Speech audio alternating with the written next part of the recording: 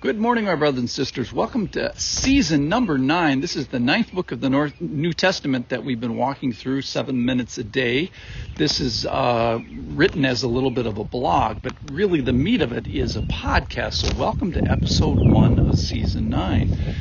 We're in the book of 2 Thessalonians. We're actually not in it yet. We're just starting it today. This is the introduction to the book of 2 Thessalonians. It's a book that Paul, Silas, and Timothy, a trio of guys, wrote when they were on the second missionary journey.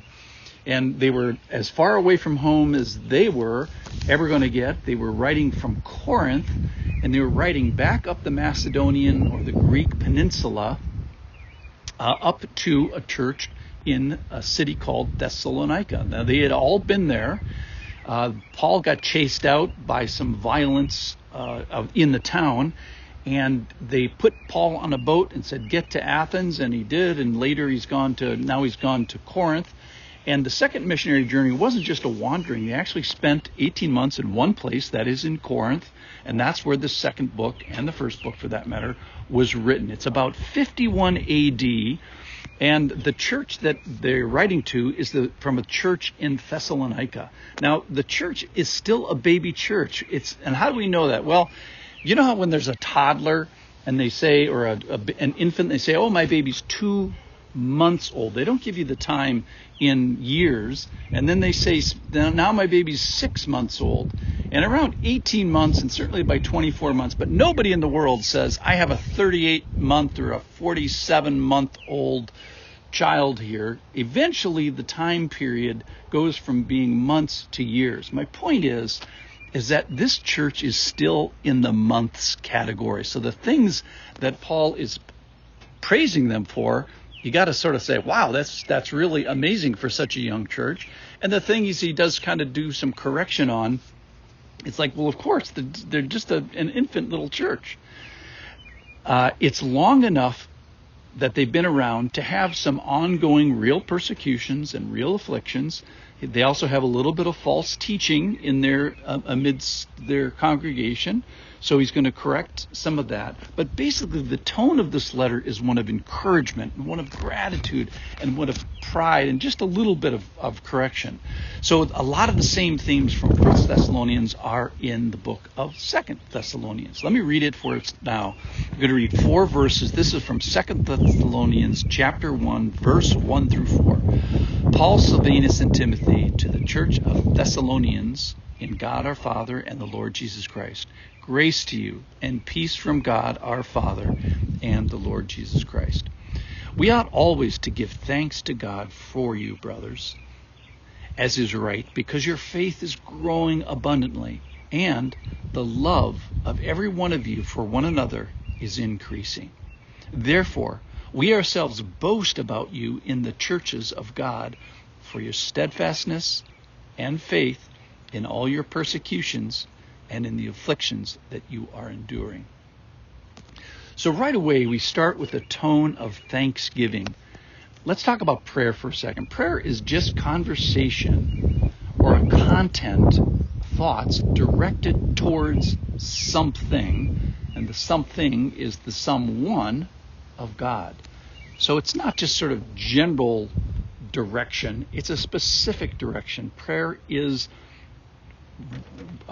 verbiage, or thoughts at least, that are directed towards something specifically, and that something is actually the someone of God. And that recognizes that, hey, there's something bigger than me here.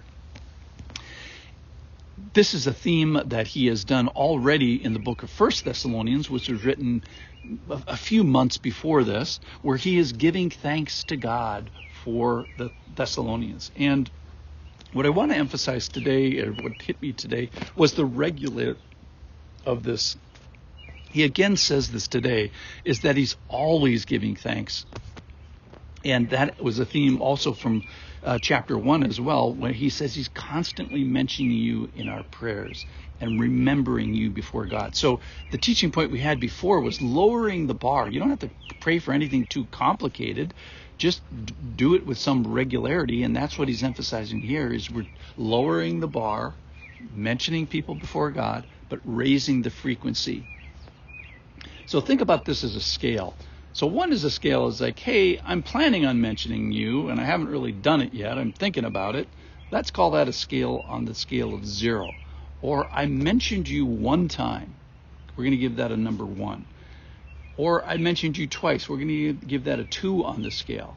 Or I mentioned you often, more than a couple of times. And then even if you wanted to go higher than that, scale of constantly. So a scale of 0 through 4. 0 never mentioning you, but thinking about it, and 4 being constant. What he's saying is lower the bar for prayer, but raise the frequency, go up a little higher there. The prayers include some thanks to God. He thanks, first of all, he thanks them that they're brothers and sisters. It's a unisex word. It's translated here as brothers, but it can mean brothers and sisters. And the things he thanks God for are that their faith is growing. Remember, that's how we determined how something is alive, is that it demonstrates growth. So that's good. Their faith is growing. And another thing that's growing is their love. So he even prayed in chapter 3, verse 12 of 1 Thessalonians. He said, may the Lord make you increase and abound in love for one another. And then he urged them. So he praised for them for that, and then he urged them to love one another more and more. It was a big theme in 1 Thessalonians. And here we find that now he's been gone long enough that there's a report that has come to him that says, number 1, your faith is better, bigger, more, and your love has increased. And therefore he's going to boast to others, other churches, for their steadfastness in faith, and especially during persecutions and affliction. So, in conclusion, the fellowship of growing faith is one prayer. The fellowship of growing love is another prayer. And then just encouragement and steadfastness during persecutions. Let's remember to pray to God, lower the bar. All we have to do is remember, people. But let's raise the frequency and go from a 0, which is planning, to maybe once or twice or often or constantly. Thank you for starting with me in the book of Thessalonians. I pray that you would join me every day, 7 minutes a day. We'll see you tomorrow, and we'll start with verse 5. Thanks for listening. Listen to the podcast tomorrow too.